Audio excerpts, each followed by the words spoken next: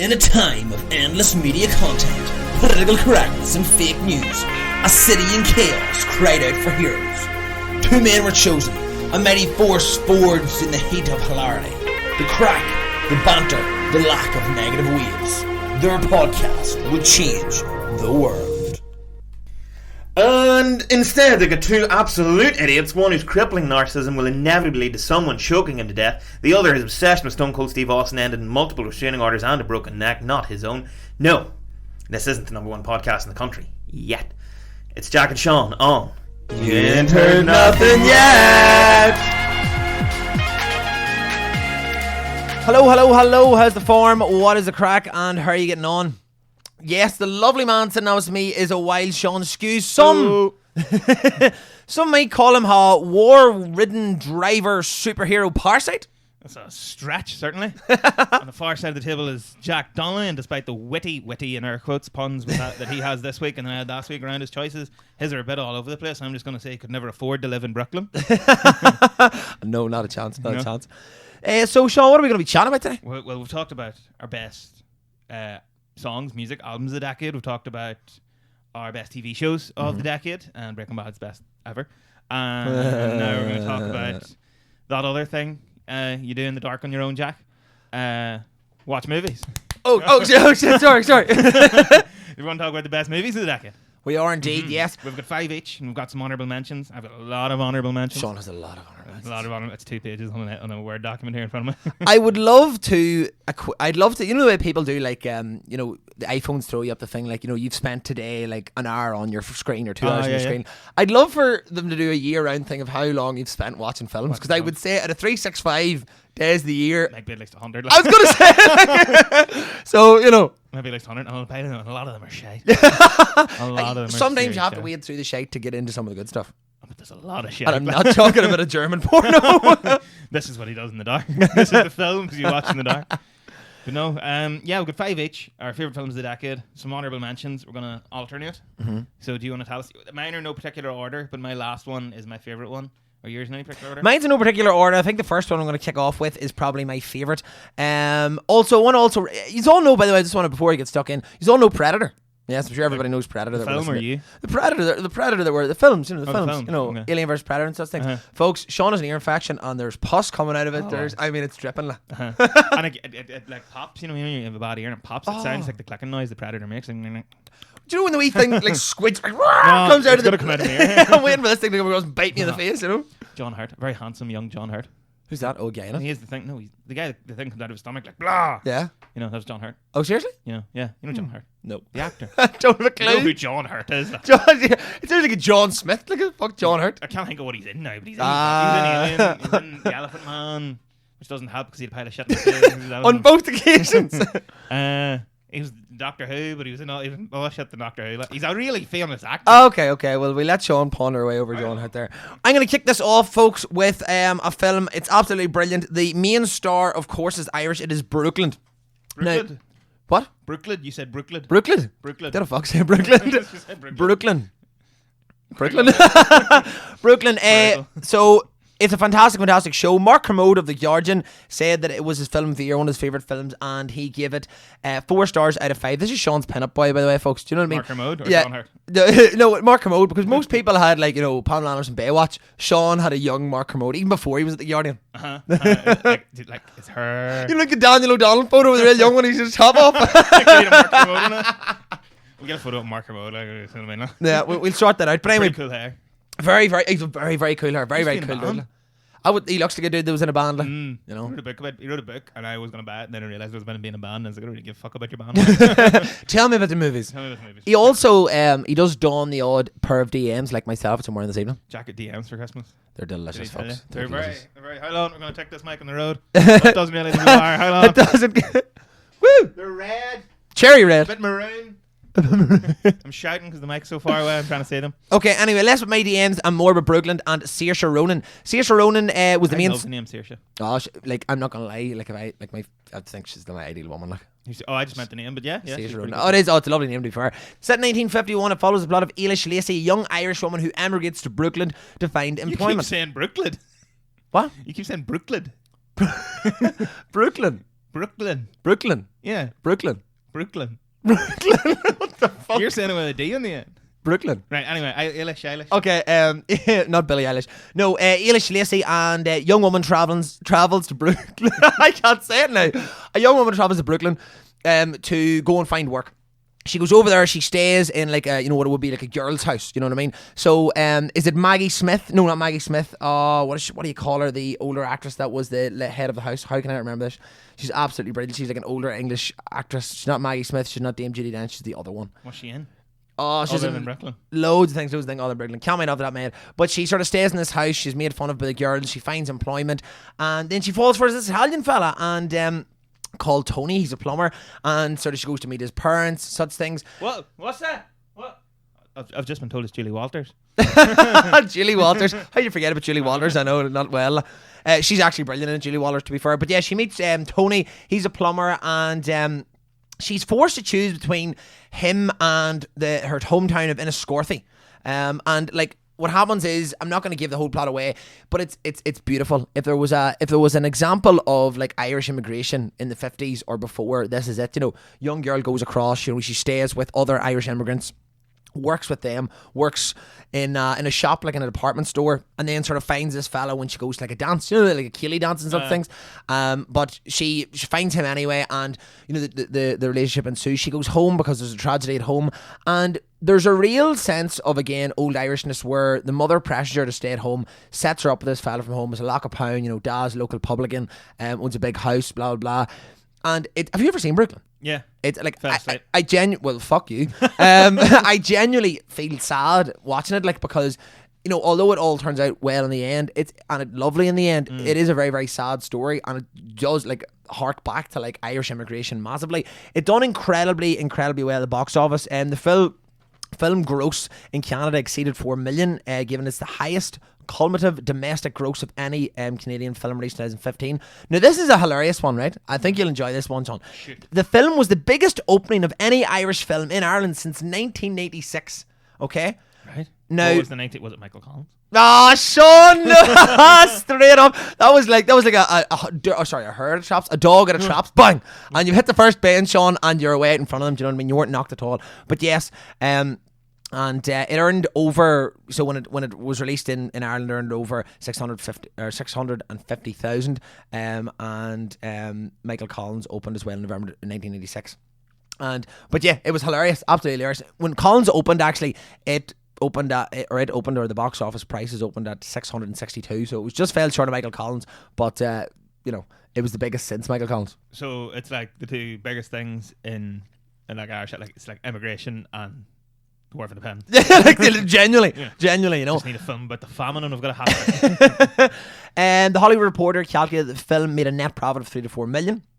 It grossed 32.3 million in North America, 23.7 million in other territories, for a worldwide total of 62.1 million against a budget of 11 million. And the BFI, that's British Film Institute, labelled it one of the best film releases in 2015.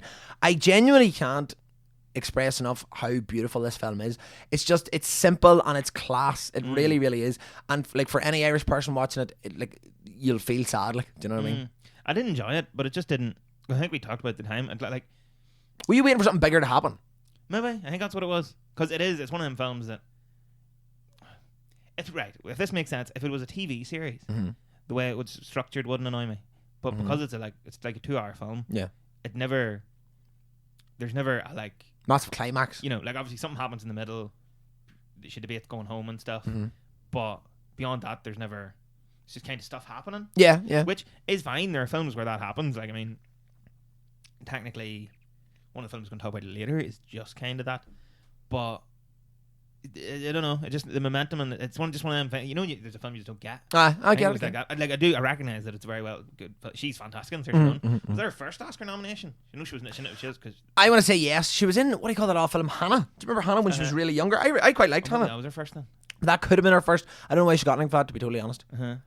But yeah, it's an absolutely brilliant film, and highly recommend. If anybody wants to go and watch it, it's an easy watch. It's a nice watch for a Saturday evening, and like I said, it'll pull the heartstrings a wee bit. And that's all. I can't really say much more about it other than it's just a great film. It's simple. The costume's lovely in it. Saoirse Ronan is just fantastic. She's a brilliant actress. Do you know what I mean? Yeah. And she just seems like an all-round legend anyway. And like I said, Sean, that's really all I can say. It's a fantastic film. I'd recommend anybody go and watch it. Okay for all the family. There's one sex scene in it, but it's not graphic. And and yeah, that's really it. It's a very, very good film. Donald Gleason's in it too. All love but Donald Gleason. Yes, very, Did I very mention good. Donald Gleason. Donald Gleason, he's a very famous father. He does. He is. Yeah, Brendan. Well, did you? I was very Sean forgot Brendan. Oh my God, Sean, that's blaspheming. Right here, hold on. Here's my quick theory about Brendan Gleeson. Right. Brendan Gleeson and Liam Neeson cannot exist in the same film for long durations at the same time. I can think of 3 films that are together. Right. One of them is Michael Collins, where Brendan Gleeson isn't really in Michael Collins a lot, is he? I can't remember Brendan Gleeson. Maybe he isn't in it at all. Maybe I'm just imagining. I don't know where Brendan Is Gleeson he not is. like one of the lads? No. No? Anyway, go on ahead. I know the next one you're going to go with. Gangs of New York? Yeah. Where Liam Neeson dies immediately. Because Yes. him and Brendan Gleeson are in the same film. And then what's the Brendan third Gleeson comes in awful in that one too, and I loved him one? He in does. Gangs of New York. What's the third one? Fuck's sake, we're talking about this all day. Anyway, that's my theory, folks. Right? Thanks for coming to my TED Talk. They can't be in the same film. They're like stars burning too bright. They can't be in the same vicinity. They'll blow up or some shit. But if you can find a film that they're in and opposite each other for long durations, let me know. Yeah, let us know. Is he not Michael Collins? This is going to trouble me now. He'll come back next We'll week. come back to it He'll anyway. Come back to this. Anyway, yeah. Sean, go for it. That was Brooklyn. Didn't really get it. But We're going to sure try to keep it was this to good. tight hour today, by the way, folks. So Sean is Rocking on with my 5th pick, 1917, which holy shit! You're talking Michael Collins, Sean. 1917. You know, whoa. Whoa, it's the sequel. That's the sequel. It's the sequel to 1960. No, 1917 is a film that was released just not that long ago, really at all. December. Really? No, well, I think it was December in the States. December 19 in the States, and January, a few weeks ago, January 2020 in the UK and Europe. What happens? So, it's a war film. That's why it's called 1917. And it is about these 2 lads. One of them played by George McKay. The other one played by, I can't remember his name, but the other boy is Tommen from Game of Thrones, all grown up. Right. Was one of them in that Netflix was it a film, or it's called The King or something, or I King? It's about Henry when he was a boy. Oh, Was one of them dudes in that? I don't know which one, but I think I know what yeah. Yeah, okay. But these 2 lads, basically, they get told by Colin Firth, who's in charge of the army, the British Army in World War One. Whoa. Whoa, Colin. You need to go take these orders. You need to travel however far it is. It should take you however many hours. You need to get there before the morning. Deliver this message. Cancel the attack. It's a trap. They're going to get slaughtered. Right? So it's pretty much Saving Private Ryan without Saving Private Ryan. Kind of, yeah. That's what I said, yeah. Okay. As I said, a taxi man when I left, I know. Right. But one of the... Minus Tom Hanks. Tommen's brother... he's not in it. Tommen's brother is in this group that's going to launch the attack the next day. So then the film goes and you follow their journey pretty much to try and deliver this message. A lot of shit happens along the way. You name a famous British actor, they're in it. Right. You know, we've got Mark Strong, Benedict Cumberbatch, Mark Strong, Andrew Scott, who's Irish. Just make that distinction. That's something we should Just so we know. That's something you should have mentioned about Saoirse Ronan, actually. Do you remember every time she gets nominated for anything, it's like making up the British contingent of the nominations? It's like, excuse me. Yeah. She doesn't even have a British accent. No. Doesn't at all. And yeah, there's just all these famous British actors, but they Sorry to cut across you. It's Andy Andy Murray. Murray. Andy Murray, Fucking yeah. complex. Andy Murray, when he loses, he's Scottish. And Did when you he know wins, there's a third brother called third Murray? Duncan? Is there a second brother? There's he a second plays brother plays doubles, yeah. Uh, But anyway, besides anyway, the point. not tennis. Yeah, the gimmick of this film is that it's all shot to make it look like it's one long continuous take for the 2, like just over 2 hours runtime. How does that work? Because I know that in Always Sunny in Philadelphia, there's an episode called Charlie Work, and they keep a continuous camera going, and it's brilliant because it works for the manic nature. And I can imagine in this particular thing where they're racing against the clock for the manic nature it adds. Yeah. to. So it really makes this really intense. It's one of them, people talk about films and the film ends and you realize like, fuck, I haven't took a breath. You're just like, holy shit. Right. So it's very much like that. So I like Birdman. It's on my honourable mentions. I'll mention it very briefly later. Very good. But my issue with Birdman is it's also in one take, or made to look like one take. But yeah.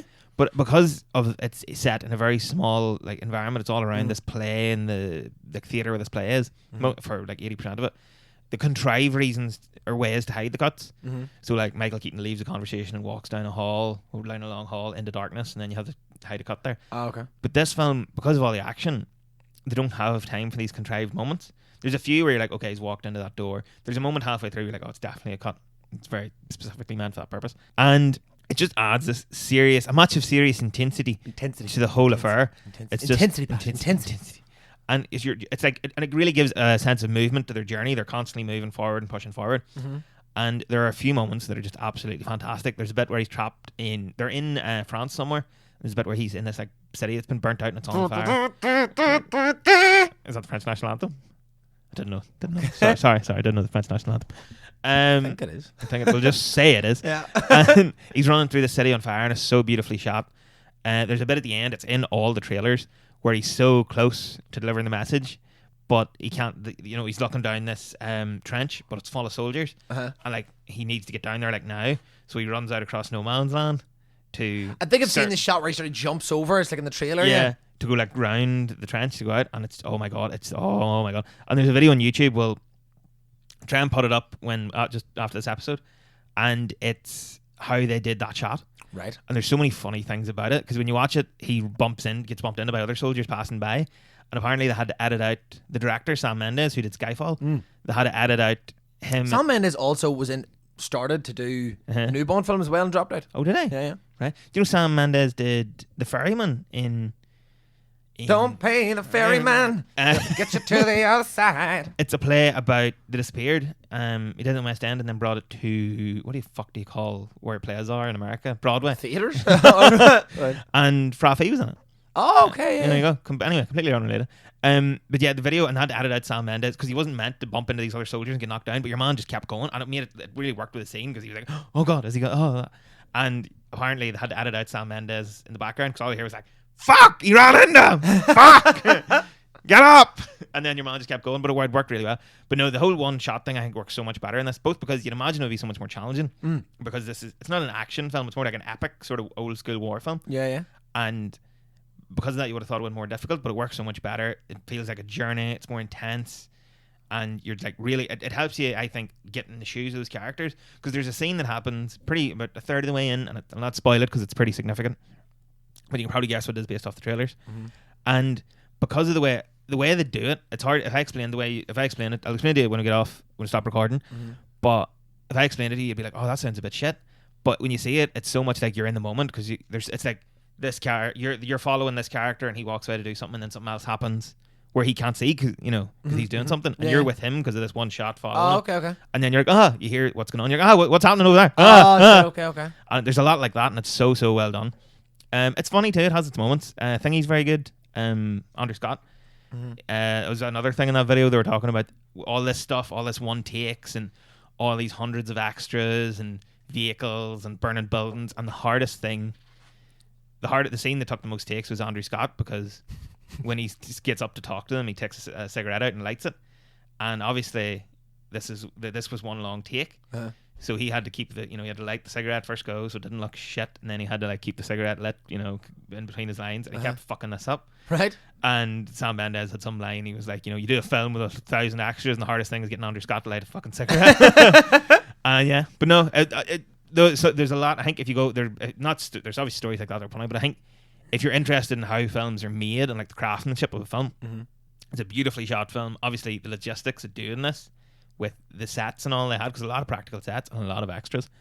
Your man in Young Offenders was actually an extra. I noticed him in the background too, and was like pointing at him. I'm like, oh, there he is. See him. But how are you getting on, boy? Have you watched it yet?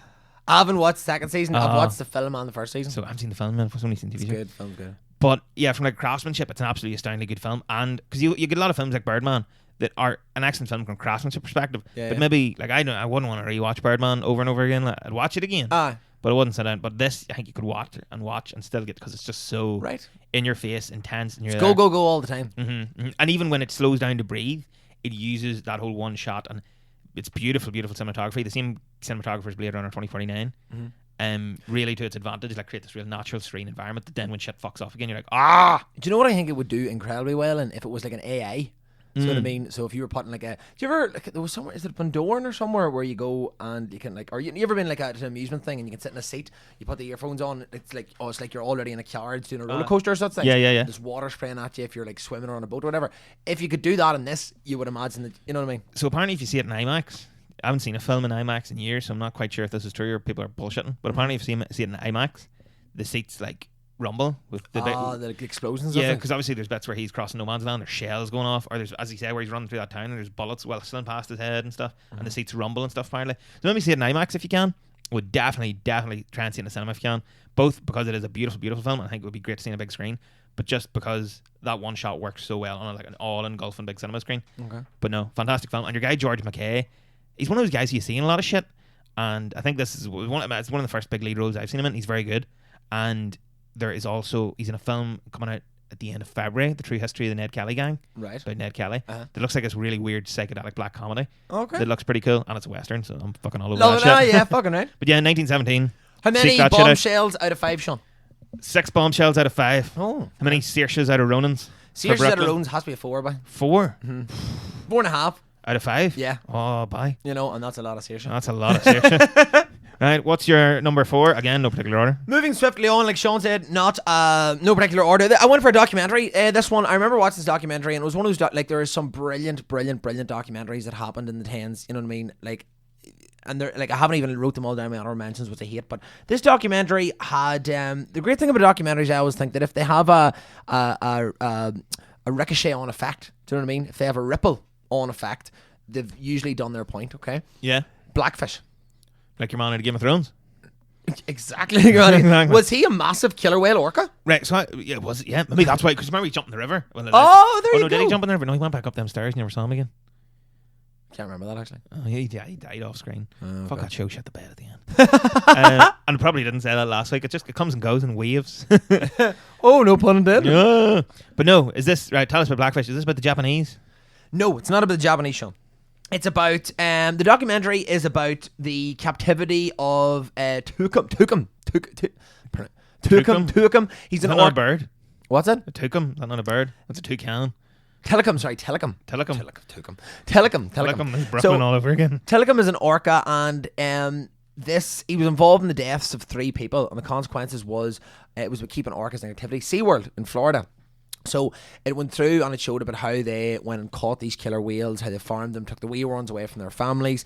Killer whales are apparently meant to be one of the most smartest animals on the planet. Do you know what I mean? So they were very, very aware of what happened to them in the sense that they were separated from their mothers and such things. So it goes through how they were caught and such things. It goes through how they were trained, talks to people in SeaWorld, shows live shows, but it also starts to show how the animals become depressed and slightly violent and can, react against the trainers. Now, we don't ever see that they were kept in tiny enclosures. These animals are fucking huge, absolutely massive. Have you never seen it before?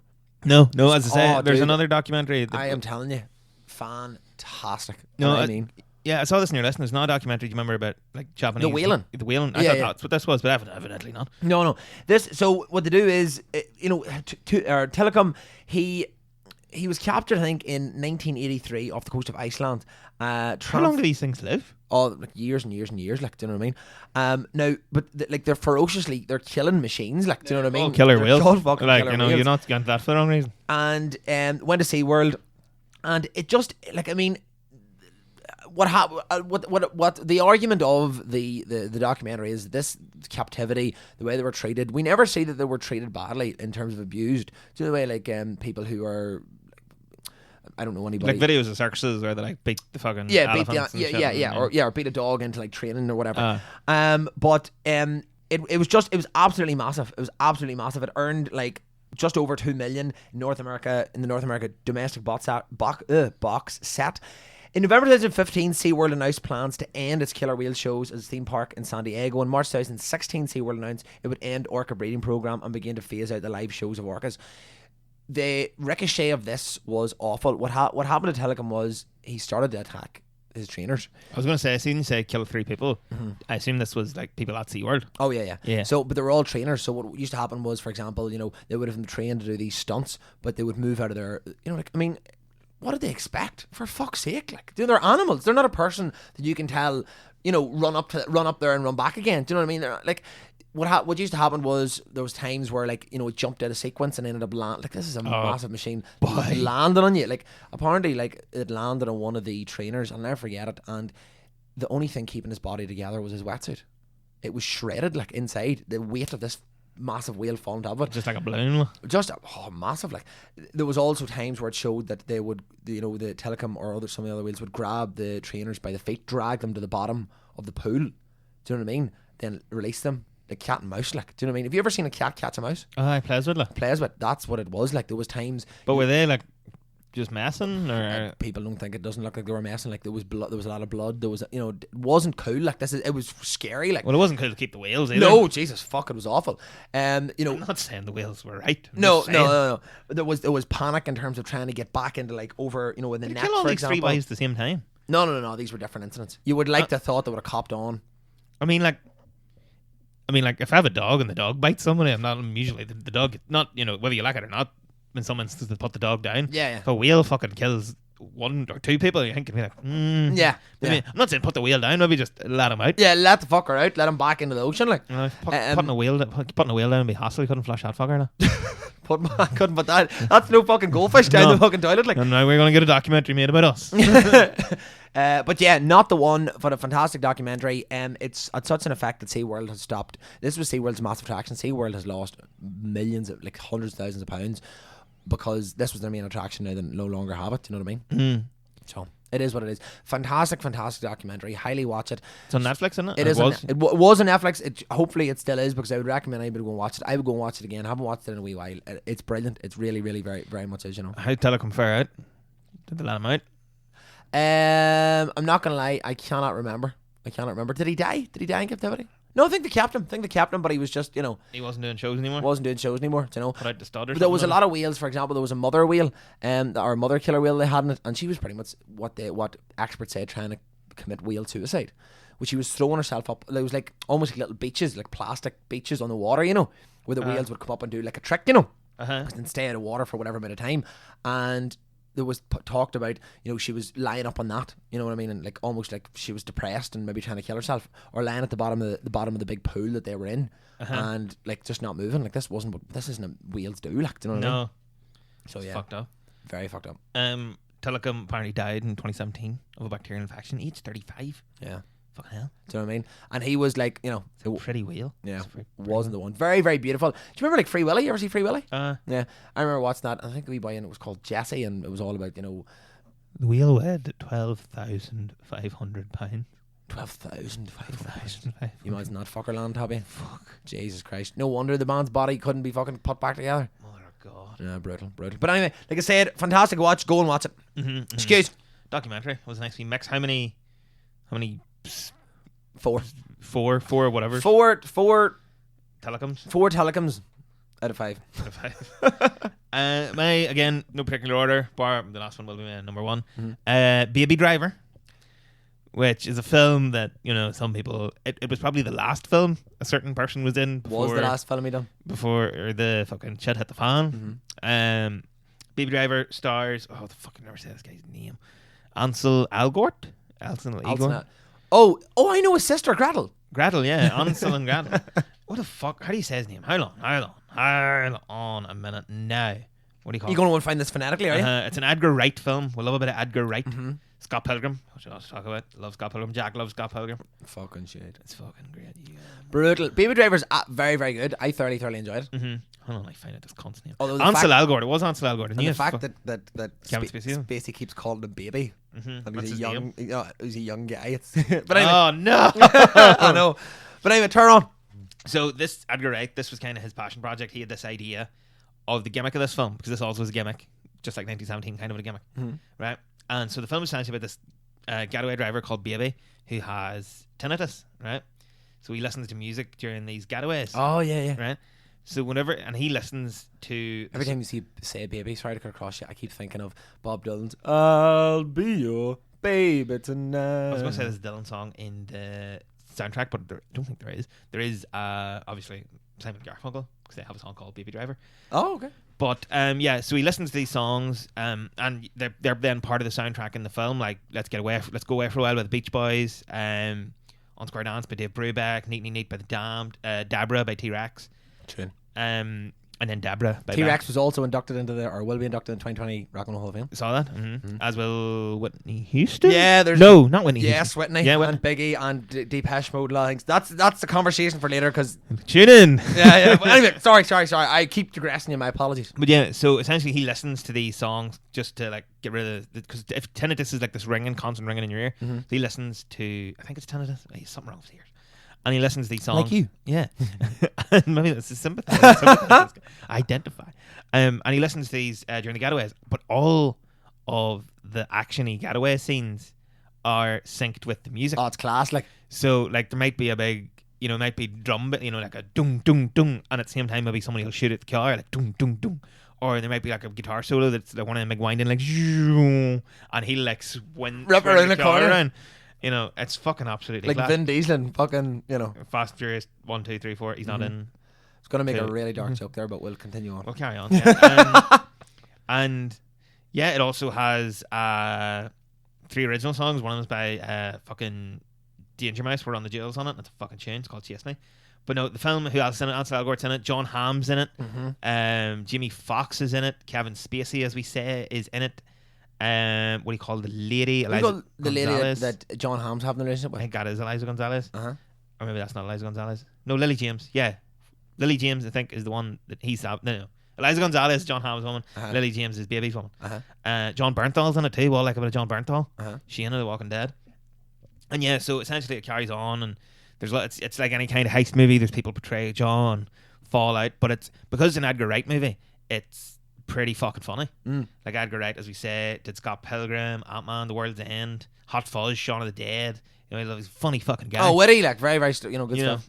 And yeah, this was his passion project, and I think this was like years and years he wanted to do this for like the guts of 2 decades, and then finally got the the clout, for lack of a better word, and the back end and the stars, and it's that would allow him to do it almost. Yeah.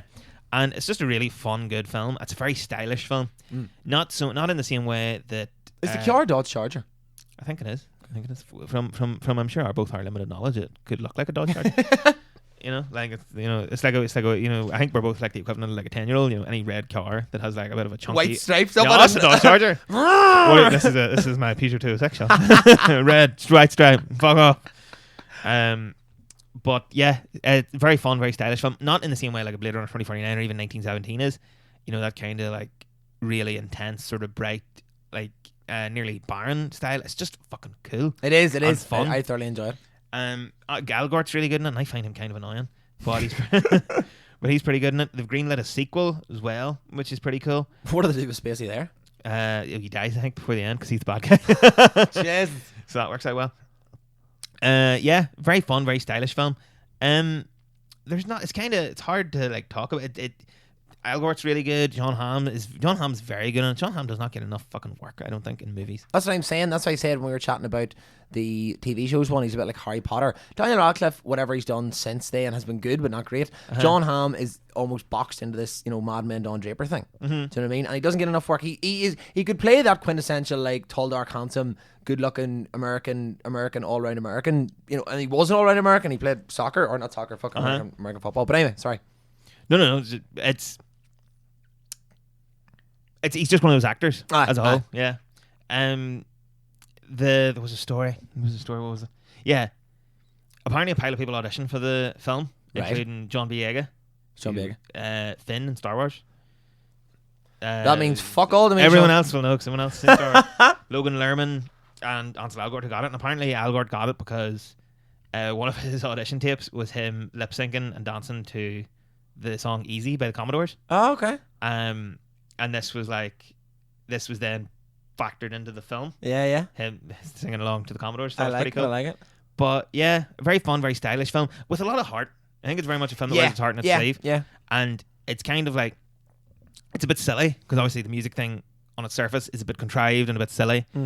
But if you're willing to like buy in, it's totally it's fun. It's an action. It's very funny, but it's also like very, very heartfelt, intriguing characters like Ansel Elgort and Lily James' character end up going on the run. A lot of bad people after him. It's a surprisingly gruesome film at times as well. There's some very gruesome deaths. Very Final Destination-esque moment about 2/3 of the way through. And you really feel for them that you want them to get away. There's a very good moment at the end where you think they've got away and it's like, oh shit, here we go again, San Andreas. But Yeah, Baby Driver. I would recommend seeking it out. I would say it is 4.5 spacies out of Kevin's. I'm not even going to try and go with that. And move on from that. Yeah, Baby Driver. It's not on Netflix, I don't think. But you know, I can't figure out where the hell I seen it though. Was I with you in seeing the cinema? I don't think so. Because I've seen it, like, so I'm trying to figure. I thought it was on Netflix. I'm gonna watch it again. Might have been maybe it is on Netflix. But what you can get, and I don't know if they'll do it, but I got it and I would recommend seeking it out. You can get a double pack of the soundtrack on vinyl along with the film on Blu-ray. That's a good shout. That's really cool. So yeah, I have the soundtrack on vinyl. If anybody wants to borrow it, I didn't know you had that. hit me up. Hit me up. But yeah, that Baby Driver. That's I guess my number 4 in this list of no particular order. Jackie D, what's your number 3? Jackie D, number 3. Very good, Sean. I like that. This is waiting for years to host bingo and say that. I'd love. Oh no, I'm not even getting into I'd love to do like a dirty bingo. So I have some great ideas. Give me one. 69. Want to come back to mine? No. No, I do not. Number 3. Let's fuck under a tree. And let's hear your number 3. It's very cold out though. It is, baby. Okay. Your nipples would be rock hard. Oh my god, could open a tin of tuna. You'd cut the tree down. Anyway, sorry. My number 3, again in no particular order, comes from 2012. Django Unchained. You're a fan of Django Love a Unchained bit of yourself. Django. What do you call the female actress in it who's Django's wife? Oh, That is wrecking my head. She was in like that, like Washington, How to Get Away with Murder. No, she's in Scandal. Scandal. Kerry Washington. Kerry Washington. Who's the other guy? He's in it. Christopher Waltz is in it. Legend. Love a bit of Christopher Waltz. Samuel L. Jackson. He's in the house. And of course Jamie Foxx. Django Unchained. It done very, very incredibly well. Grossed over 425 million worldwide sales against a $100 million budget. Became Tarantino's highest grossing movie to date. I thought it was absolutely brilliant. Film, loads of awards, 5 nominations at the 85th Academy Awards, including Best Picture. Waltz won several awards for his performance among Best Supporting Actor, Golden Globe, BAFTAs. Tarantino for the screenplay won an Academy Award, a Golden Globe, and a BAFTA. So if nobody hasn't seen it, I really enjoy. How do I put this? I really enjoy a good movie where, you know, there's somebody down and out.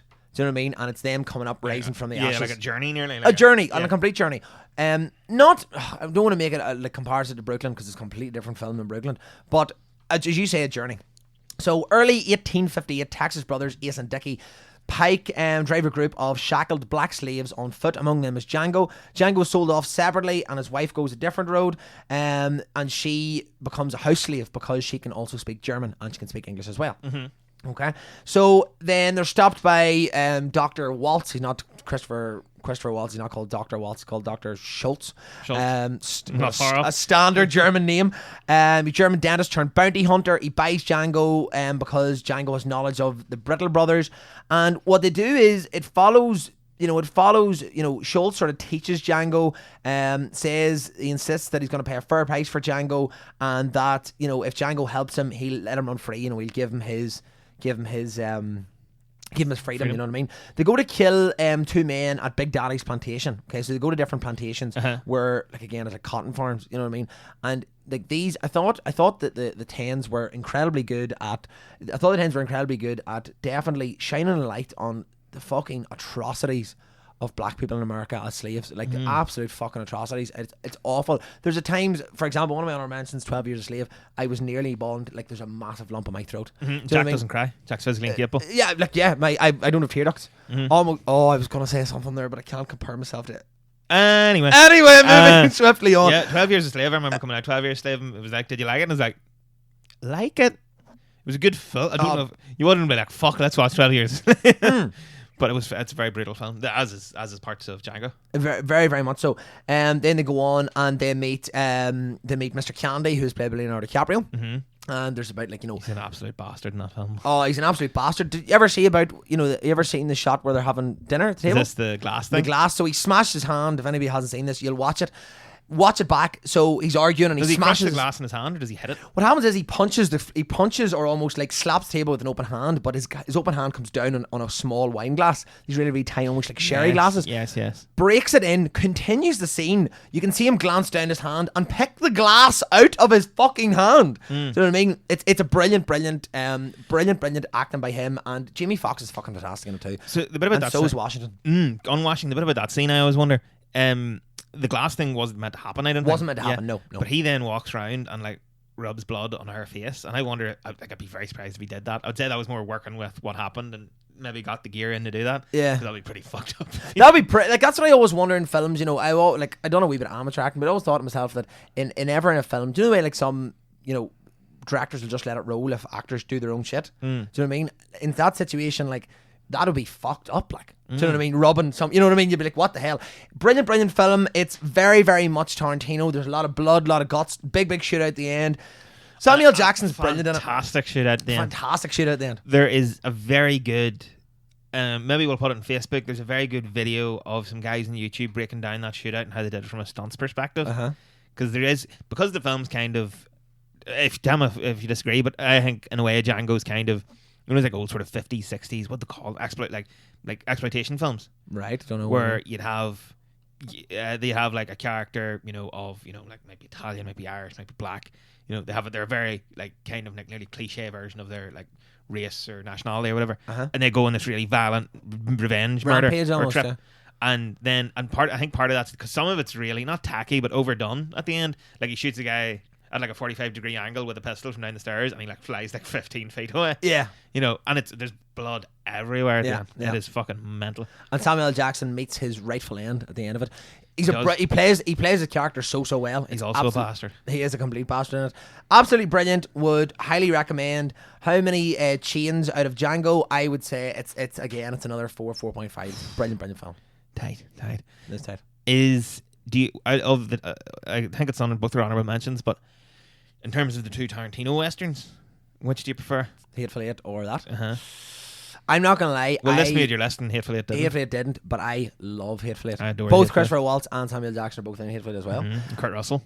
Do you want to know a really funny story about Hateful Eight that I read recently? Go ahead. So there's a point where Kurt Russell breaks a gun, like a rifle. Right. And apparently that was like an actual antique rifle that they had borrowed.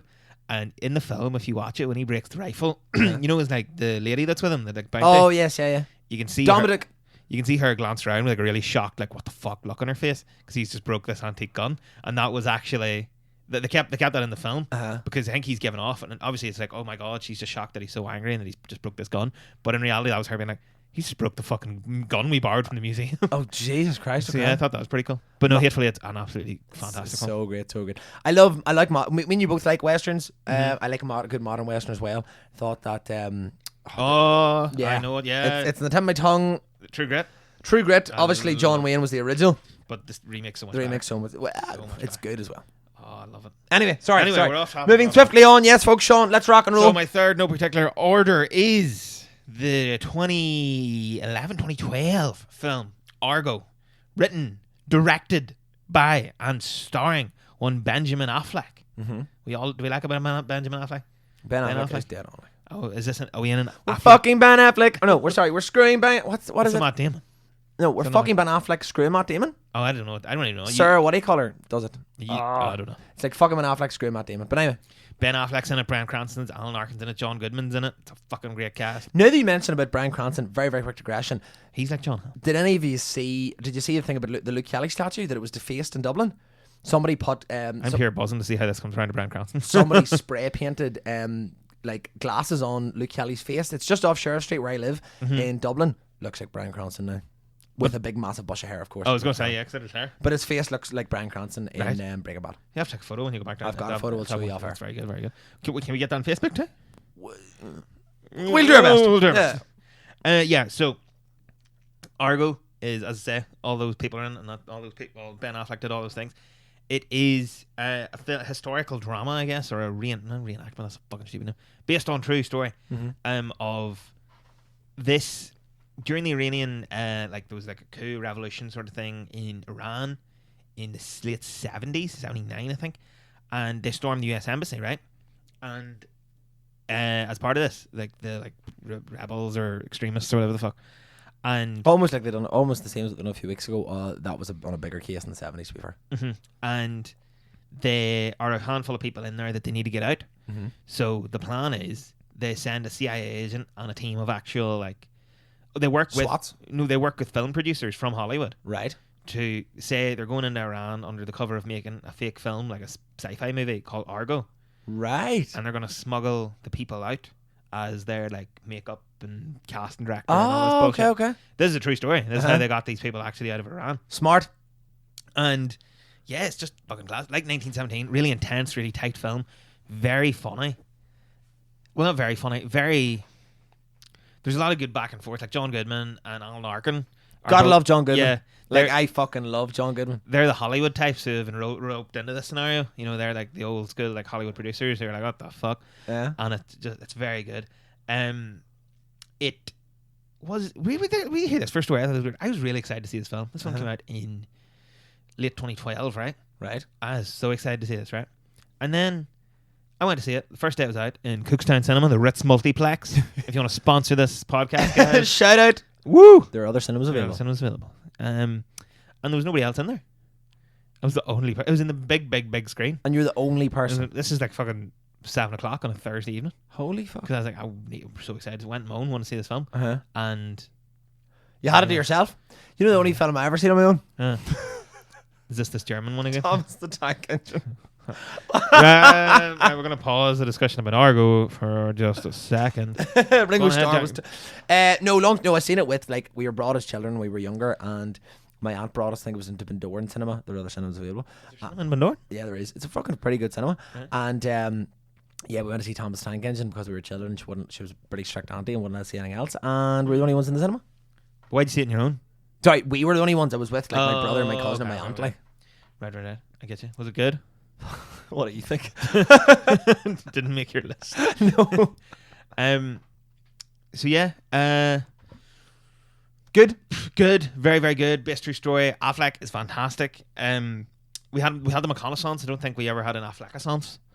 Because I think some people don't generally like Ben Affleck. Yeah, I mean, a bit of a ball bag. Yeah. But yeah, very, very good. Alan Arkin's fantastic. Bryan Cranston's fantastic. A very like tight thriller. It received 7 nominations at the Academy Awards and won Best Picture, Best Adapted Screenplay, and Best Film Editing because it's based on a book by the guy. Oh, okay. Who, he actually couldn't reveal. He actually, will you hear this? So he got a medal. He got like. Obviously, that's what I was gonna say. He must have got some award, like. But then had to immediately return it because the whole mission was top secret. Because if this came out at the time, it would have fucking started fucking wars all over the place. Oh. So he had to give it back And immediately. But did he get it back again though? And then when the thing was declassified in the late 90s, they were like, okay, here's your award. Yes. Jesus. But yeah, one all around him. Best picture, best screenplay, best film editing, the editings and all. I'm going to talk about. It's very frenetic, very tight, very like we talked about in 1917, but kind of in a more. Whereas 1917 is like this gradual build of like, oh my god, I'm gonna make it. Oh my god, I'm gonna make it. Okay. This is like, oh shit. Right. And there's so many moving parts. Imagine if you like, put like this, if you like heist movies, you know, like Ocean's 11. It's very like Ocean's 11, even though it's like a hostage crisis. Right. It's like all the, you know, you don't really see what they've got planned, and it's like, oh, we're gonna put them in there, and it's like, oh, here's how we did it.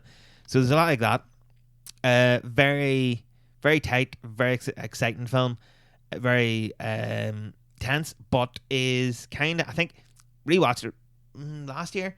It's kind of brought down a bit in retrospect because I think some of the performance, Affleck's very good, as is John Goodman, because he's good in everything he does. But I think a lot of the like the periphery characters are kind of like just there. Yeah, just there, and I feel it's kind of like you can tell Affleck wrote the film. Yeah. And he gives him and the top villains like really all these great lines and all, but it feels like kind of they're wading through this weird world. I just got a weird vibe off it. Maybe, I don't know, maybe it was just hallucinating or something. But no, it was very good. It was criticised for some inaccuracies.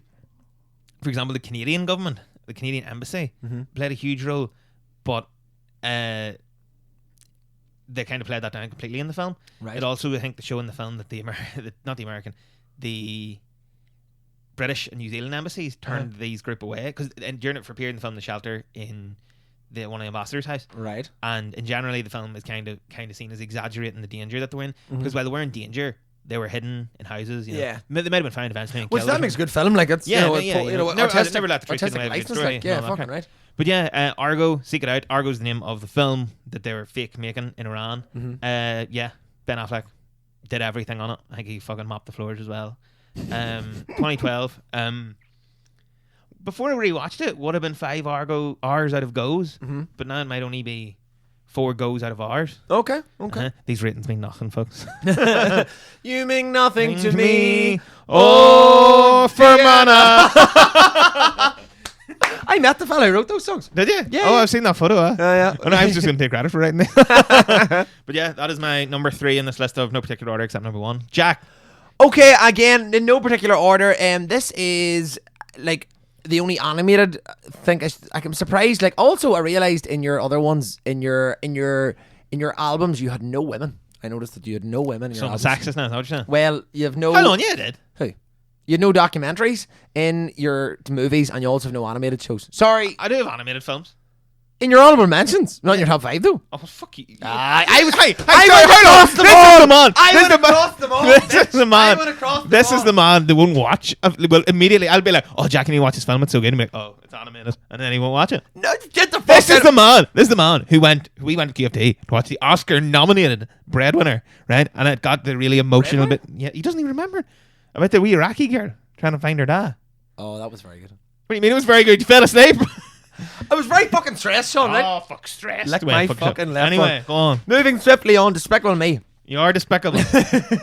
Despicable Me, like Steve Carell. So if anybody hasn't seen Despicable Me, what planet are you living on? Because Despicable I Me, haven't seen it. No, I have money. I was looking at Sean and I was like, this show was fucking massive. They were everywhere. I think there's minions in your gaff. Is there? Do you not buy your girlfriend one for Christmas? I thought she had a teddy bear one. No. Fuck, I didn't bet. Anyway, swiftly moving on. The film stars Steve Carell as the voice of Gru. Gru's a supervillain. He adopts 3 girls. And the 3 lovely ladies are... I'm going to give Sean the thing because I obviously can't pronounce people's names. Can you see? What are their names? See on the top where it says Gru there. and Adopts then 3 girls. Miranda Cosgrove. Name the That 3 of wouldn't them. have been that hard. Oh, Donna Geyer.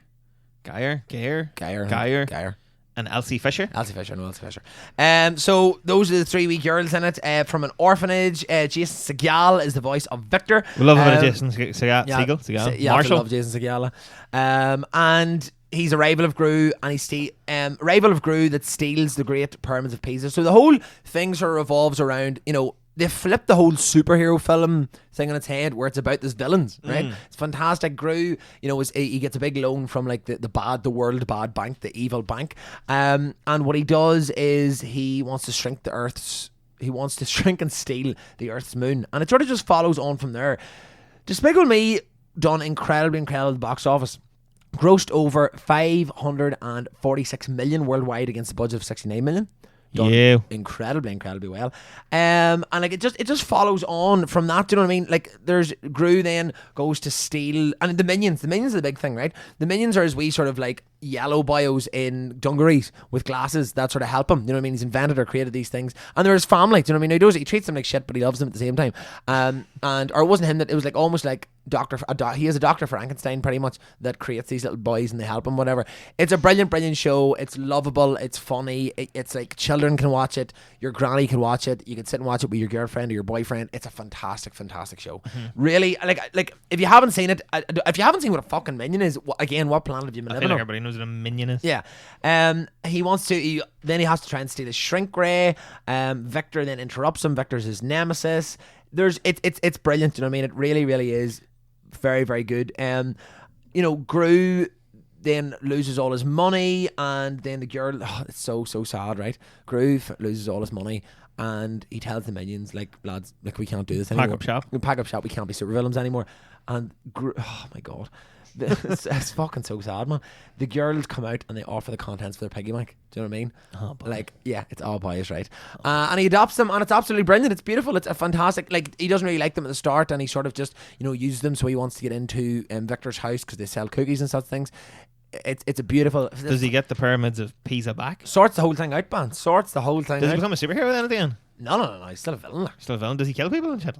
What? Does he kill people and shit? No, he just does steals the pie that's like cooling in the window sort of shit. Exactly. Do you know what I mean? He's like the Joker back, when the TV series was on with he gave the stash. And if you're curious about how that character transformed into the character you see today, you can listen to that in one of our previous episodes available on iTunes, Spotify now. Indeed. Very good plug there, Sean. Well done. But yes, it's absolutely brilliant. As of 2019, it is the highest rated film from Illumination on Rotten Tomatoes. Right. So it's brilliant. It's fun. DreamWorks joint too, isn't it? It's fun for all the family. I think it is DreamWorks. DreamWorks Picture. It's DreamWorks. No, they're different. DreamWorks is Shrek and shit. It might. I think you're right with DreamWorks. DreamWorks. I don't know offhand on my notes here. I don't actually have that in my notes. To be fair, it's brilliant. It's funny. It's hilarious. It flips the whole superhero shit on its head. It's a lovely, lovely show. Do you know what I mean? Mm-hmm. It's very, very. As good. someone who doesn't really like animated films necessarily, what drew you to this one? Drew it to you so much so that you've grew you to it, that you put it in your list. You know. I was just thinking to myself like. About animated. Well, first of all, when we were doing this, I was like, well, I'd like to hit all the big films. Do you know what I mean? I'd like to hit documentary, animated, and blockbuster. Do you know what I mean? It's fun loving. It's an easy watch. Do you know what I mean? It's funny. It's like I said. There's I love films not as much as you, to be fair, but I think that it's very, very hard for a film that everybody in the family can watch. Toy Story is an example, for example, that anybody in the family can watch, from your oldest to your youngest. And Minions. Despicable Me is exactly that too. Do you know what I mean? It's fantastic. It really, really is. Thoroughly enjoyed. Right. Have you seen any of the other ones, Trilogy 2? Or I haven't seen them, so I loved it. It's one of those things, right? It's just a bit weird to think that, now I don't adopt this for other films that have sequels and such things. It has a beginning, a middle, and an end. But it has like the first one. I just like it on its own.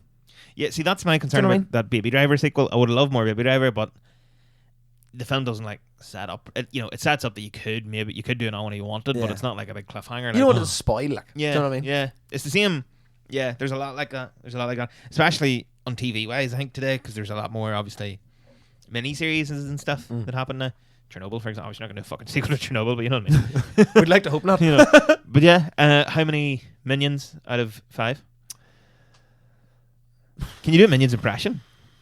You know they make them weird noises. No, I can't. I can't even remember what they sound like. Like Ooga. Ooga. Yeah, whatever. Yeah. Aka shaka shaka shaka. I Ooga can't locked stop up this this feeling. feeling inside of me. Sorry. How many Minions? Solid 4. 4. Very good. These clearly no particular order. They're all pretty high, like. Yeah. So then we can move on to my number 2 in this list of no particular order. God, it couldn't be that good. So. Well, so number 2 is It's a Wonderful Life was not in the 10s, Sean. Damn. Right. I guess instead I'll do Avengers Endgame. Fucking hell. The highest grossing film of all time, Jack. Jesus Christ on a cross. Jesus. You know the way. I thought it was going to get away. Game of Thrones Folks, was on I thought it was going to get away. We're going to talk over each other here because would be like, there'd be that one guy in the office or in work or at school or at uni who'd be like, I don't watch Game of Thrones. That's Jack with Marvel movies. It's like, I don't watch Marvel movies. yeah. I'll not be sucked in that bullshit. I'm too cool for that shit. Even though it has the highest grossing film of all time. Yeah, just because the highest grossing film of all time doesn't mean it's good. But it's also very, very good. It had easily the best moment of it, and even though I like the next film better, had the best moment of any film. Go on. That I've seen in the last couple of years. But we'll come to that. Okay. Yeah, Avengers Endgame, the culmination of this. Pity that wasn't the end game of fucking Avengers. It was. What? It was. Oh, sorry. I thought the Marvel Universe, like it always does, just invents more people and just brings them out. Oh, what? Is that Wall Man? Oh, Triangle Man. How are you? Well, no. Oh my God, it's Circle Girl. Yeah, but most of the original ones are gone or dead. Fuck off. So Avengers Endgame, which came out in April 2019, the sequel to previous year's Infinity War, the second part of that story, the culmination of this Infinity Saga, 23rd film in that saga. And yeah, sequel to Infinity War. Spoilers for a 2-year-old film. The end of Infinity War. Thanos, played excellently by Josh Brolin, got hold of the Infinity Gauntlet, gave him omnipotent powers. He snapped his fingers and killed half of everything in the universe, including a lot of the main characters and heroes. As you do. Endgame opens, time skip 5 years later. Well, they kill Thanos, but they can't undo what he did. So 5 years later, time skip, they figure out time travel and figure out where we're going to try and stop this and go from there. Time travel happens. I think a lot of people have some issues with that part of the film. It's kind of a bit all over the place. I liked it. What did you say? Kind of a bit all over the place. Some people think that. Brooklyn wasn't all over the place. Brooklyn wasn't anywhere. And then there is obviously the massive big action set piece at the end where all of the Avengers show up, and fight Thanos, and it's really fun. The winner takes it all. Uh-huh. You think at least one of these Avengers who's a superpower would be able to do something at least instead of them all jumping in like. But he has a fucking space glove on him that means he can snap his fingers and kill half the universe. Like, Well, why did he just kill them all then? Because he's a madman who wants to rebalance the universe. He's only doing this because he thinks the universe is not enough resource to support the population. Oh, so like the way we need another plague. Yeah. Or a world war. Yeah, it's pretty much like that, yeah. Except he's a mad purple man and you're a real human being. But, yeah, it was... I think at the time I wasn't sure if I liked it as much as Infinity War because I went to see it at midnight in like a double bill back to back with Infinity War. How did you howl the piss by? Oh, I took a serious piss. Do you ever see them in films where somebody goes for a piss and like he's at the urinal for like fucking 2 minutes straight? And like, Lord! And people walk in and it's still going. Or like, you know when you walk in and somebody's like doing a massive shout and you just hear like, and you're like, holy fuck! I think like fucking hell, it's a long piss. And enough about my piss. We rewatched Infinity War just before it in the cinema and was like, fuck, that was pretty good. And Endgame isn't as contemplative because Infinity War is kind of this film about Josh Brolin's Thanos, and he's kind of the main character and everything's just going on around him. He wants to get these Infinity Gems, kill half the universe, blah blah blah. And it's a film that has its quieter moments. It still has its big action set piece, some very good moments at the end and of Infinity War. And I think more than any of the other, despite being the two biggest, most bombastic Marvel films, they have so many small moments which pay off in relation to the previous 20 odd films. That and even so they tried this 20 times before it and then got it right. No, it's because series. Okay. That's not stay on. Like the end of Infinity War when Cap stops Thanos with the gauntlet and it's like, oh shit. Oh yeah. Or the best I think what anyone who's seen the film and isn't a Jack can agree is fantastic is when Cap lifts Thor's hammer because you have to be worthy to lift Thor's hammer, Jack. Yeah. I don't want to touch Thor's hammer ever. I made a great. Did I ever tell you about the joke I done about it? This means it's terrible. Go ahead. So I was doing this thing once, and I was like, and the next award goes to a very good friend of mine. No, I don't want to say this joke because I might want to use it in a set at some stage in the future if I ever fucking get the balls to go and do a set. So copyright, you're not going to hear that. But no, yeah, it's very, very good film. It's culmination of this saga of the MCU. Very good special effects. Thanos especially is like entirely like Josh Brolin. They obviously tracked his face and he like, gave a performance and they put it on to this character, but very, very good. Like totally realistic, totally believable. So many strong. So a film made up of so many strong moments, but also it's this really strong arc and this really strong conclusion. I know what. It's funny just when you say it, but really believable. I wonder how all the actors felt when they were looking at green screens all the time. So real. What do you mean? What point, Jack? there were some practical. There were some practical sets. I don't know if you do watch behind the scenes. There's a serious amount more. It's actually mad because you watch the film and you think that has to be practical, and then you watch it and oh shit, no, that's real. Okay. Which is mad, and a lot of them are obviously running about in pajamas because their suits aren't even real. But it's all besides the point. No, very good film. Robert Downey Jr. has an excellent performance, and as Iron Man. And spoilers again for a nearly a year old film. When he fucking dies at the end, it's bad job. It's a really bad job. It's a bad job. It's a bad job. If Jack could cry and give a shit about these films, he would. Hold me now, don't cry. It was the last cameo by Stan Lee. Thingy's in it. Danny Guerrero, Michonne from Walking Dead. Oh, I love Michonne. The mental cast in it, you know, Karen Gillan, Mark Ruffalo, Hemsworth, Chris Evans, Robert Downey Jr., Paul Rudd, Don Cheadle, Jeremy Renner, Scarlett Johansson, John Favreau. I'm just making noises now. Love the way Sean is jumping in and out of the mic. Sean, this is an audio podcast. This is the whole gamut of the but yeah, no, very good. It had a budget of 356 million. It made 2.798 billion. And is the highest grossing film of all time. Although James Cameron has already James Cameron has already said that he thinks Avatar 2 is going to surpass that. Fucking Avatar 2. That's a stretch, like. I know. But yeah, I think I liked it. Some people I think were disappointed it was a time travel story, and they kind of went back and undid. What was alright on, yeah. Yeah. Which I think was the only way they were going to get around that, and I think they tied it well in with the plot because ultimately time travel doesn't resolve the issue. It just kind of leads them to a final battle, you know. And they undo it and all. I think the time travel works. When are we going to have a superhero film where the villain wins and just destroys the world? Infinity War. The last line of that film is, "Did we just lose?" Because they have. But yeah, seek it out if you haven't seen it. I think even if you haven't seen the other films, I think Infinity War and Endgame together both are a very, very good story. There's actually a guy I watch on YouTube does these fantastic video essays about different films called Patrick J. Willems, I think his name is. And he takes his parents, he does this series called He Explains, where he just sits down and explains films to his parents, who are like pretty old. I think his mother's from Clare, County Clare. Right. But they're American. I think his dad's American, they're American. And he did this one where he took them to Avengers, and I was listening at work all day, and I was like, this totally would be like if I took Jack to see this film. 'Cause every other thing was like that he was sitting watching it, and his mom would lean over, was like, who's he? Who's she? What's that? What's going on? Where are we? And then it was like, and then the dad fell asleep, and I was like, oh, there we go. It was the hat trick of Jack. But no, seek it out, definitely. How many Avengers out of 5, Sean? 23 Avengers out of 24. But yeah, that Good was show. it. Avengers Endgame. Yeah, great show. Great film on its own. Great film as a sequel to Infinity War. Great film as a culmination of the MCU so far and setting up for what's to come. Is that us? We have one more each. No? Oh yeah, but we're doing honorable mentions. Honorable mentions that we're going to really rattle. Yeah, that's what I mean. Is that us in terms of the first 4 before we do honorable? Yeah, it is, yeah. Do you want to go first on honorable mentions? I will, and I mean I'm going to rattle through. Some of these are going to be overlapped to what Sean definitely has. 12 Years a Slave, similar to Django Unchained, but it's a lot more of like a sadder story. It's obviously Tarantino's not behind it. Very, very sad. It's long, but I'm not going to lie, folks. Sit through it. It's absolutely beautiful. Joker, which just came out, as Sean will agree, is also brilliant. Very good. Did you see the shit that your Blade fucking said about Joaquin Phoenix and his cleft lip? Or his scar over his lip? Does he have a cleft lip? It's like a scar, but she was pretty much like, oh my god, it's still fucking if he has a cleft lip. And then like made and like put her finger up to her lip. I was like, what? You're a fucking dick. You know what I mean? I can't remember her name. She's like a talk show host in America.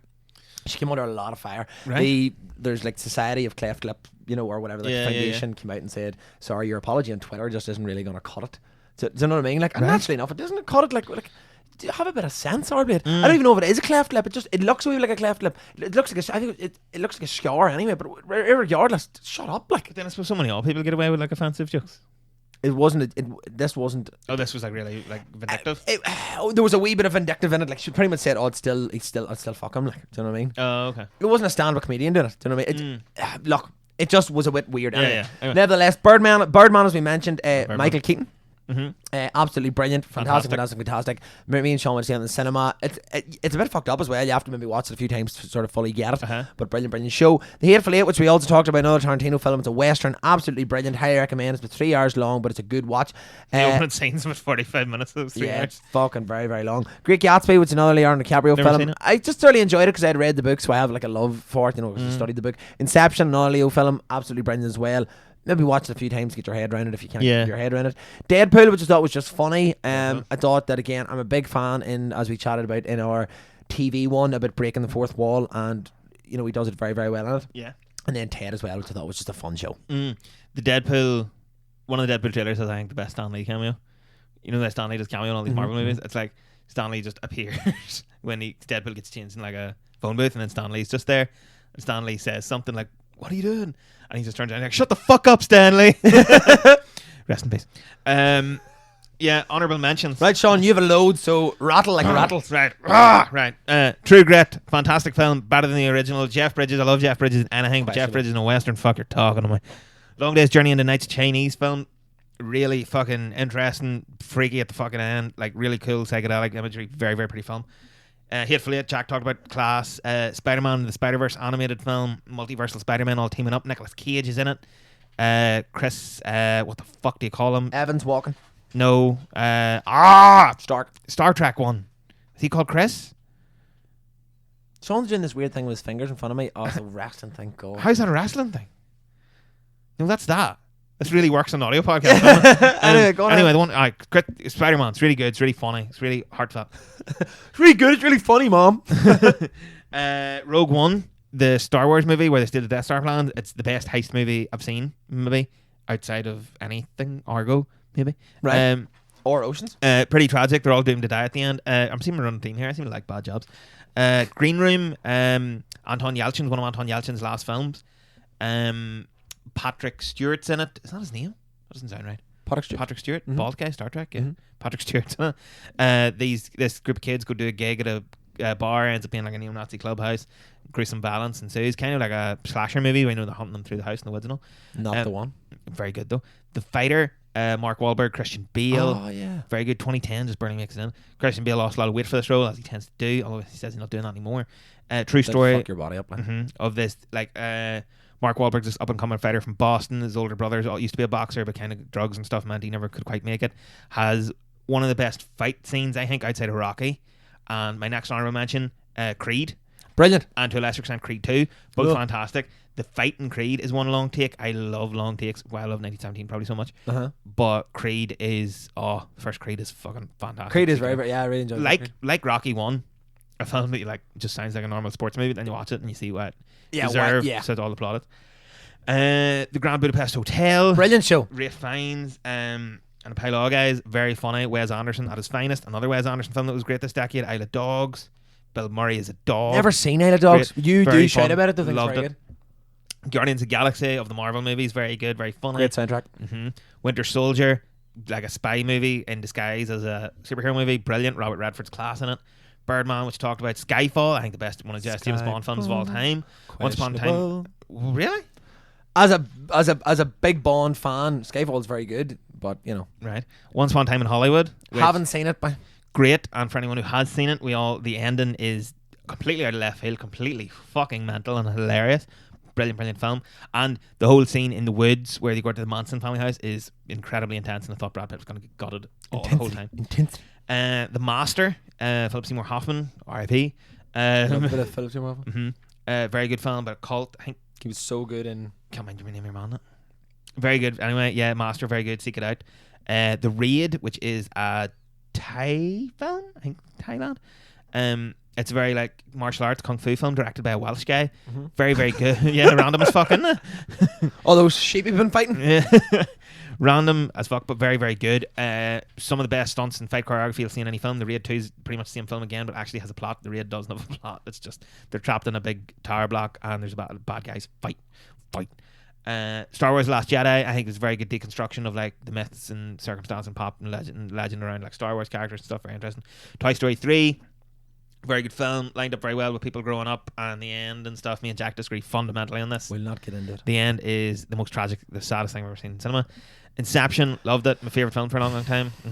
Scott Pilgrim versus the World, fantastic fun film. Where's Hearts of Slave? I was about to keep saying a lot. And another Edgar Wright film, very good. Obviously Sean hadn't seen when Jesse was left alone, but we'll not get into that now. We'll not talk about that. Dunkirk, which is also a very good film. Cillian Murphy, Kenneth Branagh, brilliant. Christopher Nolan, another fantastic one. Again, very intense war film, just like 1917. Intensity. Is that all of them? Logan is this fucking list. Logan, if not the last Wolverine Hugh film. Jackman was Wolverine. Spoilers, he dies at the end. It's also a bad job. Then Uncut Gems, which I haven't seen, but everyone says it's fantastic. Was chatting to a guy in work the other day. Highly recommend. Adam Sandler. I'm just saying it because Adam Sandler. Oh, this is the one where he might have or should have Yeah. got a nomination, sort of thing. Yeah. So yeah, seek that out. It'll be on Netflix by the end of January, I think. So Apparently you he pretty much be able to leads see it. the whole thing.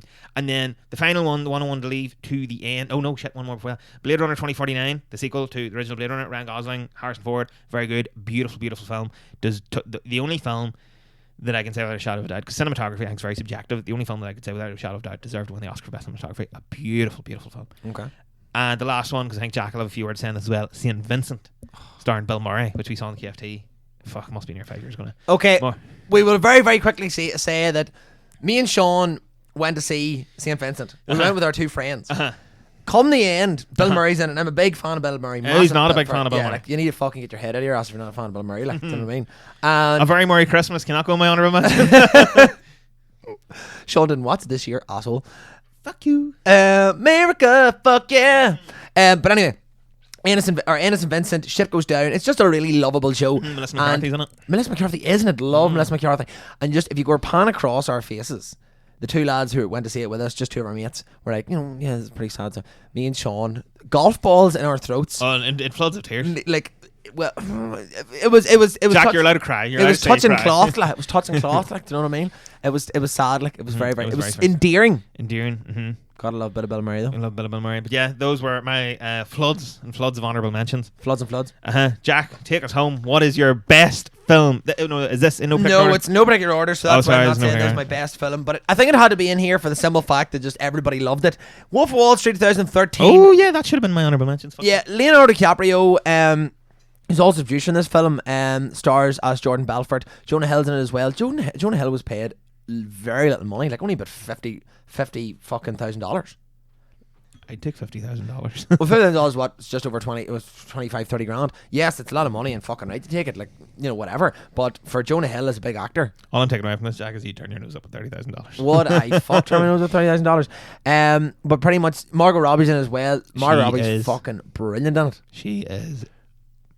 Like the scene where Leonardo DiCaprio, if you haven't seen it, like sleeps for the first time. I thought you were going to say a different thing. It literally takes seconds, and I would not be surprised. I thought you meant you took seconds. Pretty much follows, based on a true story, but Jordan Belfort, who, you know, pretty much sells bad bonds, pretty much to, you know, schmucks, as I would say, and follows really his life of hedonism. And the reason why a lot of people loved it, and I think this is paramount to why this film was such a success, right? Everybody loves to be Jordan. People don't have the balls to do what he does, in the sense that it's just it's a film just completely surrounded by his hedonistic lifestyle. Yeah. You know, and it follows him from, like, you know, his daily routine, and he says about all the different, almost like a wee bit like Hunter S. Thompson, but, you know, his daily routine of drugs that he takes, right? Oh, he takes all these uppers, then he'll take these downers, bring them down again. All Yeah, that sort of stuff. you know, and I think that everybody loved to be Jordan Belfort, but nobody would have the balls to intake. Well, some people probably do, like, but nobody has the balls to intake what he take. You know what I mean? Brilliant show, well shot. It's very long. It's just a good show to watch. Like, I'm not going to say that it's like absolutely brilliantly, fantastically class. The reason why it's in my top 5, it's not number 1, but it is in my top 5 because it's just a show that you could sit down with anybody and watch it. It's fantastic. Follows his Sit down with life. your ma and watch it. You probably could, like, but I don't know. I should like it. The film. I don't mean your ma. I just meant sitting down in general. Your ma considered it's a very, as you say, hedonistic film. The film marks the director's 5th collaboration with Leonardo DiCaprio after Gangs in New York, Avatar, The Departed, and Shutter Island. Major commercial success, $392 million worldwide during the theatrical run. It becomes Scorsese's highest grossing film. Did you say Avatar? No, Aviator. Aviator. Aviator. You fucking put Avatar in my head. Fuck, I put Avatar in You were talking about it literally 2 minutes ago. Loads of nominations, Academy Awards, Best Picture. According to copyright infringement, Best Picture, Leonardo DiCaprio won Best Actor. You know, it was just done. He was nominated, didn't win. Because he ended up, do you remember he won for The Revenant? That was his first one. Oh, yes, of course, yes. Oh, that's Revenant should have been in the... Revenant should have been nominated. It was the same with the albums thing. I was going through this week listening to shit and it racked my head. That there was, don't even talk to me. But anyway, the reason why it's in there is just it's a brilliant show. It follows somebody who, you know, came from nothing, worked his way up. Dream Road, stole a shit ton of money, but avarice eventually got him. You know, he flew too close to the sun, you know what I mean? And the end scene, if you haven't seen it, I mean, like, fuck me, lads, what's going on with you? I think everybody has seen Wolf of Wall Street at this stage. The end scene where, you know, sell me this pen is brilliant. Do you know what I mean? And it shows when he's And that's the real Jordan Belfort. And that's the real Jordan Belfort, exactly right. So, yeah, it's very, very good. Thoroughly enjoyed. Worth a watch. I mean, I wouldn't put it in my top number 1 of my 5, but it's in the top 5 because it's just an enjoyable, feel-good film that everybody can enjoy. I think it's very electric. Would that be the way? There's just an energy and an atmosphere to the whole film. So much so on the soundtrack. There's so many great films, or so many great tunes in it. Also, when they take the it's not roofies, Quaaludes. Quaaludes, yeah. When they take the out of date Quaaludes and they kick in late, the acting of Jonah Hill and Leonardo DiCaprio there is fucking hilarious. It's so funny. It's a very funny film all around. John Bernthal's also very good in it. Very, very funny film. Do you remember? Is that the Da? He's, you know, the FBI cop with the goatee, the guy and like Jonah Hill's group of mates. Oh, the goatee, yes. Yeah. The Leonardo DiCaprio's Dan, which I can't remember his name. No. Hello, Viv. Hello, how are you? Hello.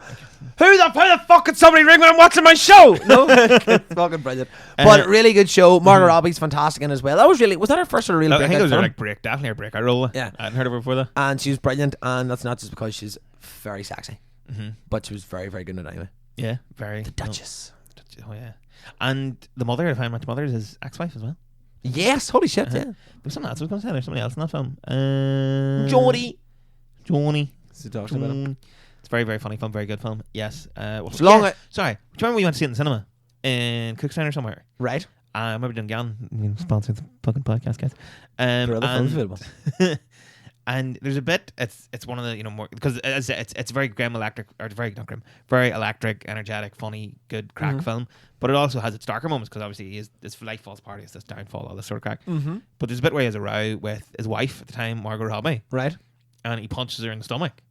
And obviously this is a really dramatic moment. And there's pure silence in the cinema and all this. And he punched her in the stomach, and there was this pure silence, and there's this one guy at the back side of me just heard go, Fuck! You were there. You remember this? I can't remember that, no? And I remember just being like, what the fuck? Oh, what type of fucking balls, right? But it just sticks. That's what sticks out. You know, weird. That just sticks out in my head. Right, I can't remember that happening, by. Yeah.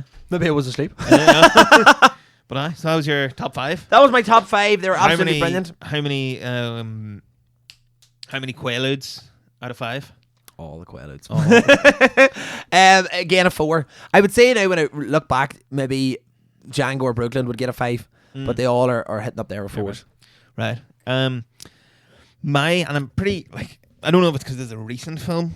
I've only seen it in like the last 6 weeks, 2 months. I think might have like bias because it is more recent, but I'm pretty confident saying at the minute it's my favorite film. Full stop. I'm absolutely of all time. Adore it. It is the 2019 film from Korean director, and I think he co-wrote it as well, Bong Joon-ho, and the film is Parasite. All right. Looks like yourself, Sean. Sure, fucking Parasite. Of course, yeah. That's why I sympathize with this film so much. It's actually my life story. So yeah, 2019, South Korean. It's like a black comedy, thriller, horror, drama thing. It is. Is it scary? Yeah, it has its moments. But it's scary in that it's like eerie. Eerie, yeah, eerie at moments, but like tense, but not tense like a lot of the other films talked about, like 1917 or Argo, but tense, and you're like, oh fuck, what's he gonna do? Oh shit. Like something bad. Get yourself out of there, motherfucker. Yeah, but it never resorts. It has moments of violence, but never resorts to that unless necessary. So when it does, it's like fuck. But no, like without spoiling it, because I would not spoil it. You have the Park family and the Kim family, right? The Kim family are very poor. They live in a semi-basement house, essentially. Right. And through a series of events, their son impersonates like this other like university student. A tutor or something? Yeah, and becomes a tutor to this like high school girl in the Park family. They're Right. very, very wealthy. Like easily like millionaires. And through another series of events, the whole family con their way into different jobs in the household. You know, the Kim daughter becomes an art tutor to the other rich kid. The mother becomes the housekeeper, and the father becomes the family driver. Right. Long story short, they're going about taking advantage of this rich family, leeching off them, and then something awful happens, comes out about the house that they live in, that the rich family live in, and that the Kim family work in. And without spoiling what that is, it then film takes a drastic turn and just goes from there. I know that's not the best summary, but I don't. Yeah, no, don't ruin it. Don't ruin it. Yeah, it's very much. I think the way I keep describing it to people is it's a film with no wasted motion. If that makes sense. Everything it does is for service of the themes, the message, and the story it's trying to tell. Good, I like that. It's the cinematography. Everything is trying to illustrate the difference between the Parks and the Kims, how they're like simultaneously living in the same city, living and working in the same house. Class struggles. It's such a social commentary, but it's not saying the Kims, the poor family, are parasites for taking advantage of the rich family. The rich family are equally parasites because their affluent, exorbitant lifestyle can't exist without the working classes that they like stamp down. Similarly, there's a third kind of parasite that you learn about in the film, which again won't spoil. And it's just the cinematography, the performances, everything is in service of this delicate message that he's trying to get across, that Bong Joon-ho is trying to get across. It was the first Korean winner of the Palme d'Or at Cannes. It, I think, is going to generally just clean up across the board in terms of, I'd like to think it'll clean up in terms of box office, but also in terms of any and all awards that it gets nominated for. Will it turn people off because there's going to be subtitles in Korean? Yeah. What sort of it really so irks many me. people, so really irks so many me. people like because it's lazy. It's fucking lazy. And Bong Joon-ho, the director, and is it racist? I don't know, but it I think really it's laziness. irks me. The amount of people that I've spoke to that would love this film if it was in English, and this might date our episode slightly, but very recently they announced that the director is working with the guy that did The Big Short, doing the HBO miniseries of this. Don't know if it's the same story or just a story with a similar idea or what the crack is. And I think that's just because it works. It's a universal story, this whole class struggle commentary they're going for. And it's something this director does a lot, like Snowpiercer, Okja, other films of his that talk about this kind of, class, like this class Divisions gap, almost, division, or class warfare, even. Like, that warfare, would be, that's a good way to that's put the it. word for the film. And where I was going, it works for the Korea, where this is set in Korea, and it would work elsewhere, but I just think because it's set in Korea, it ties in so much more well in terms of like they're very tight-knit family, very family in Korea, very about formalities and stuff, and that's what I mean, like wasted motion. Everything goes into this film. The cinematography, as I say, the lighting is fantastic. The story, even the very subtle things, like even I was reading about it the other day, and again without spoiling it, there's a method of communication used towards the end of the film that kind of ties the whole thing up in a way that I never thought about. I'll link the article on Facebook and you can read, or the video, on Facebook, and you can read it if you or watch it if you want, because I don't want to say it in case it might hint even at a spoiler. Yeah, no, don't. But I think it's easily one of the best films of the decade. I think it's one of the best films of all time. Fuck. It is. The performances are all fantastic. I'm trying to pronounce these names: Song Kang-ho, Lee Sun-kyun, Ko Young-jung, Choi Woo-shik, and Park So-dam. Are the primary cast. They're the Kim family. Thank God you done that, not me, because I fucked that up so badly. And it's just absolutely fantastic. It's a 99% Rotten Tomatoes and a 9 point. Sorry, what did you say there? 99% On what? Rotten Tomatoes. Tomatoes or tomatoes? Tomatoes. I think it said tomato, but it said Rotten Tomato. The website's called Potato, Sean. Potato. I'm Sean. I'm German. Or no, sorry, American. We're fucking German. Go on ahead. Sorry. And it topped all these, so many, really, really good, film publications, like the New York Post, Screen Daily, RogerEbert.com. Kermode got his hands on it yet? I think he loved it as well. Guardian loved it anyway. It was top of their list. IGN, top of their list. I cannot overestimate how much I love this film. Okay. And I could talk about this film for about another hour. I think maybe we'll come back to it. Okay, in a we couple will. of We weeks loop and come round. back We to loop round, yeah. But I can only say so much without spoiling it, because so much of the film hinges on its second act, which I can't talk about without spoiling it. But definitely seek it out. As he himself said in a recent speech, the director, there's a world of films out there if you can get over the 1-inch wall that is subtitles. And it is a fucking it's And I think if you only watch, if you're somebody that doesn't watch films with subtitles, watch one and make it this one, because it is astounding. And it's a film, I think a film is like this that has these strong themes and messages, it lingers with you and you're like, fuck. And but also as in the story does, but also the message it's trying to impart, without battering you over the head with themes that no Parasite. I'm not going to even do a bullshit rating, 10 out of 10, perfect. Yeah. Love it. Fair play. But yeah. Happy enough? Parasite. Oh, more than happy. Might go watch Parasite again. It's funny because actually I use the word Parasite to describe a lot of people. When I'm angry, I'll be like, fucking Parasite. So, And now when, you go to book tickets, or when you realise that you haven't seen it and it's out of the cinema, you can be like, fucking Parasite. But anyway, yeah, I suppose, folks, that brings us to the end. We said we're keeping an hour, and it wasn't going to happen there. No, fuck with it. It was shorter than the other two, to be fair. But I suppose which is surprising. We thought this would be the longest one. We did. I suppose this brings us to the conclusion of our sort of roundup of the 10s. Do you know what I mean? So we're gonna, we'll be back, folks. Our next episode after this, we'll be back talking about our usual stuff. Topical things within, again, movies, films, TV shows, and such things. General pop culture, video games, and we wrestling. But yeah, so we enjoyed that. The lovely man sitting opposite me, he is pretty much, he's the concoction of a world war. He can't drive. He, some would call him a superhero. I don't know what the fuck I would call him. And maybe a parasite. It is the lovely Sean M. Hughes. And at the far side of the table, and I still have no clever puns, but the despicable man in the corner who will, again, never be able to afford to live in Brooklyn, who's playing footsie with me under the table at the minute. Their boots are so thick. Whoa. Is Jack Donnelly. And given, and as we've now completed our roundup of the decade, we can say for the last time, as we discuss anything related to the terrible or terrific 10s that you most certainly have, been listening to You ain't heard nothing yet.